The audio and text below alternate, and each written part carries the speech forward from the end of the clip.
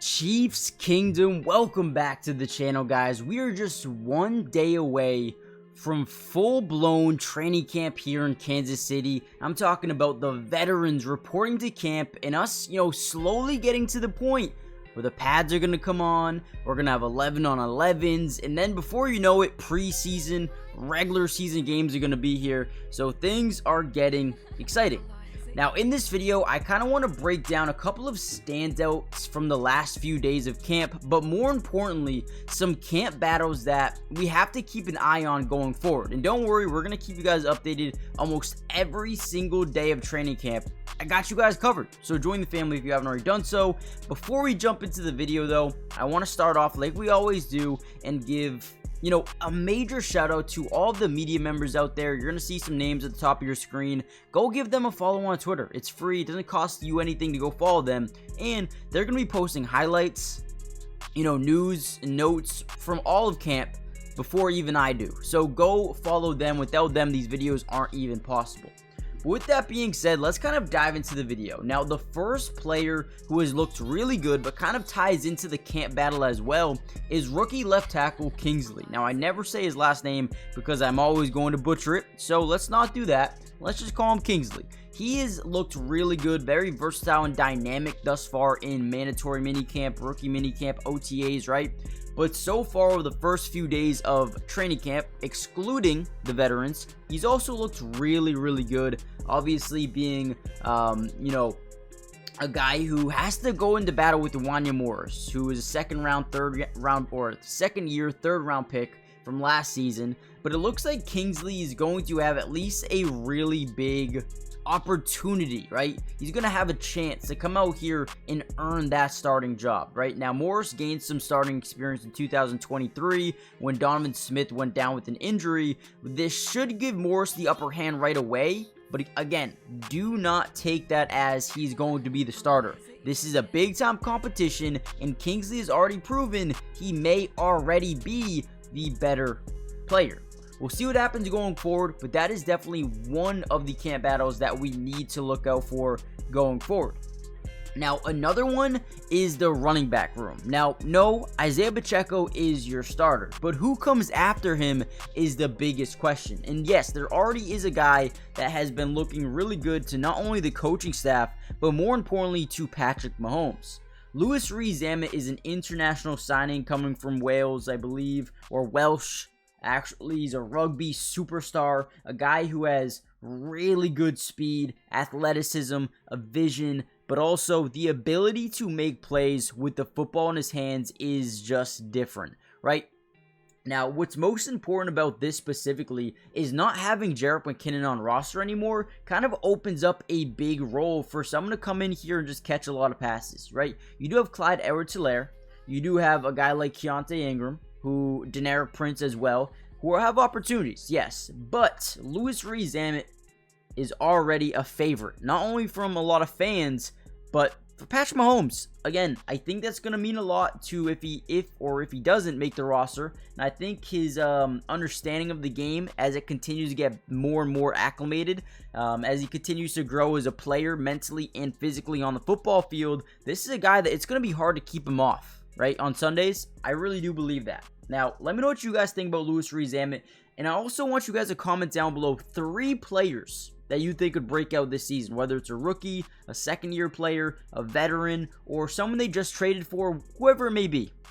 Let me know in the comments down below. Also, subscribe, guys. It's free. It doesn't cost anything to join the family, and trust me, Chiefs Kingdom, we're going to be posting a ton of Chiefs videos from here to the end of the season, to the off-season, or everything, right? We got you guys covered, so make sure you guys do yourself a favor and join the family. It's free. Also, hit the like button if you guys don't mind, if you guys are enjoying the video so far. But there are some other big-time camp battles, right? We talked about offensively, running back, the offensive line, but also, I do think the wide receiver room is interesting. And again, right, not at the top perspective, but who comes next? Xavier Worthy, Hollywood Brown, Rashee Rice. I'm very excited for tomorrow, by the way, because Hollywood Brown is practicing, I do believe. So we get to see how that all looks together with all the veterans. Stay tuned for tomorrow's video. But who comes after those starting 3, right? Justin Watson at this point is probably a lock to make the roster. Mecole Hardman, I think could be a lock to make the roster. I think he's got a lot of work to do to catch up, but still, I think he's been here. He's playing big games. He has that chemistry, the rapport with Patrick Mahomes already. Wouldn't be surprised if he makes the team. And then Nico Remigio, I think he's another lock to make the team. That one might be a little bit stretching out a little bit, but I actually do believe that. Sky Moore and Kadarius Toney, to me, are on the bubble. Really, on the bubble as two former high-end picks. I believe that they need to be better. And they got to be better quick, right? They don't got too much time. Defensively, one guy I think, and I've said this in all of the videos so far, Leo Chanel, man. He'll be at practice tomorrow. Definitely, he's probably what I'm most excited to see because I could see the potential just oozing last year during the regular season, and I'm excited now that Willie Gay's gone. He's going to get all of the opportunity in the world to come out here and potentially even be a Pro Bowl linebacker. I think that is his potential for this season. So the Chiefs have done a really good job, drafting talent, developing talent. And I'm excited to see how he does this season. And then as for rookies defensively, there are two guys who I believe have already made a big jump, and that is Jaden Hicks. I mean, if you guys have even heard anything about what Steve Spagnuolo has been talking about, dude, Jaden Hicks is probably at the top of Steve Spagnuolo's board in just terms of versatility, the dynamic that he brings, the ability to play multiple different positions. And again, I know I'm probably getting repetitive here, but these are the things that we need to talk about, right? I mean, these are the things that we need to, really keep our eye on going forward. And if he continues to grow as a player, Jaden Hicks could be a guy who gets burned on day one of the regular season, which, maybe I wouldn't be too surprised about. But would you guys be surprised about? Let me know in the comments down below. Kamal Hayden made a couple of big plays over the last few days. Again, remember, it is no veterans there. So, yeah, he's making good first impressions. But if he can translate that to tomorrow, he's another one of those guys who I believe there's some open spots at the DB position, right? You have Trent McDuffie, but from there, I think it's going to be a massive battle between Izzy Johnson, Shamari Connor, who I think have probably the biggest opportunity to be starters, and then you have Joshua Williams, and then you have Nick Jones, and then you have Kamal Hayden, and then you have Kelvin Joseph, the former second-round pick of Dallas.